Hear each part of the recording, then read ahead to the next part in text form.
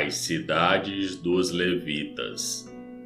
Nas planícies de Moabe, perto do rio Jordão, na altura de Jericó, que ficava no outro lado do rio, o Senhor disse a Moisés o seguinte: Mande que os israelitas, das terras que vão receber, deem aos levitas algumas cidades onde estes possam morar, e também terras de pastagens ao redor delas. Essas cidades serão dos levitas, e eles morarão nelas. As terras ao seu redor serão para o gado, para as ovelhas e as cabras, e para os outros animais. Os pastos ficarão em volta de toda a cidade, numa distância de 450 metros, a partir da muralha. Todo o terreno formará um quadrado de 900 metros de cada lado, isto é, medirá a mesma coisa a leste e a oeste, ao norte e ao sul.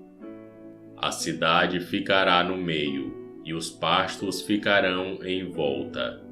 Deem aos levitas 6 cidades para fugitivos.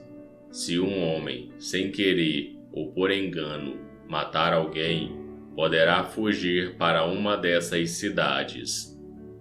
Além dessas, vocês darão aos levitas 42 cidades. Portanto, o total será de 48 cidades, todas elas com pastos ao seu redor. O número de cidades de levitas em cada tribo será determinado pelo tamanho do seu território, isto é, dos territórios maiores será escolhido um número maior de cidades, e dos territórios menores, menor número de cidades. As cidades para fugitivos.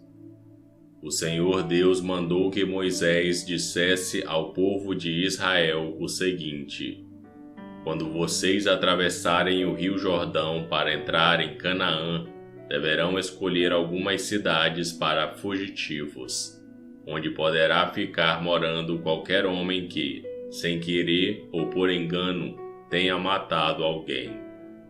Ali ele ficará a salvo do parente da vítima que estiver procurando vingança, e não morrerá sem ter sido julgado em público. Escolham 6 cidades para fugitivos, 3 a leste do rio Jordão e 3 na terra de Canaã. Essas 6 cidades serão de fugitivos, tanto para os israelitas como para os estrangeiros que moram com vocês, seja só por algum tempo, seja para sempre. Quem tiver matado alguém sem querer ou por engano, poderá ficar refugiado ali. Se um homem ferir uma pessoa com um objeto de ferro, ou com uma pedra, ou com um pau e causar a morte dessa pessoa, ele é culpado pelo crime e será condenado à morte. Quando o parente mais chegado do morto encontrar o assassino, deverá matá-lo. Se um homem empurrar o outro com ódio ou jogar alguma coisa contra ele com má intenção e ele morrer, ou se um homem esmurrar um inimigo e este morrer, o culpado será morto, pois é um assassino. Quando o parente mais chegado do falecido encontrar o assassino, deverá matá-lo. Mas pode acontecer que alguém, sem querer, empurre o companheiro que não era seu inimigo, ou atire, sem má intenção, alguma coisa contra ele. Pode acontecer também que alguém, sem ver, atire uma pedra que venha a cair em cima de alguém e cause a sua morte. Porém, os dois não eram inimigos, e quem matou não fez isso de propósito. Nesses casos, o povo julgará a favor do que matou sem querer, e não a favor do homem que era responsável por vingar a morte do seu parente.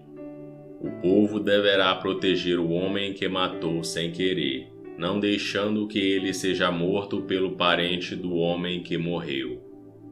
o povo o fará voltar à cidade de refúgio para onde havia fugido, e ali o assassino ficará até a morte do grande sacerdote, que foi ungido com azeite sagrado.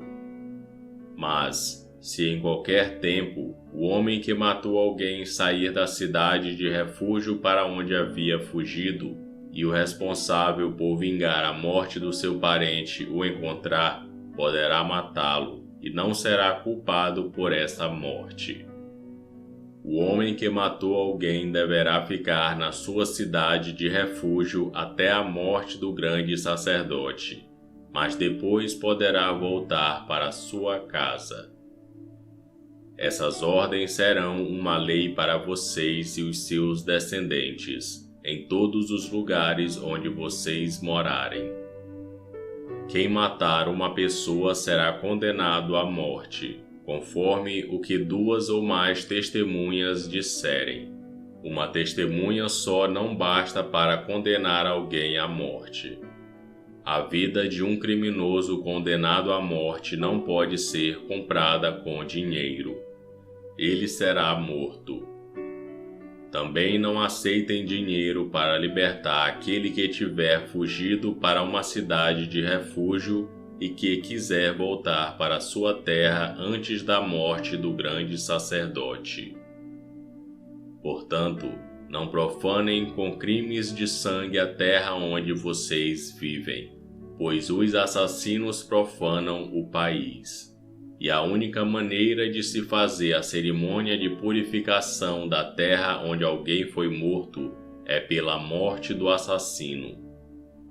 Não tornem impura a terra onde vocês moram, pois eu também estou no meio dela.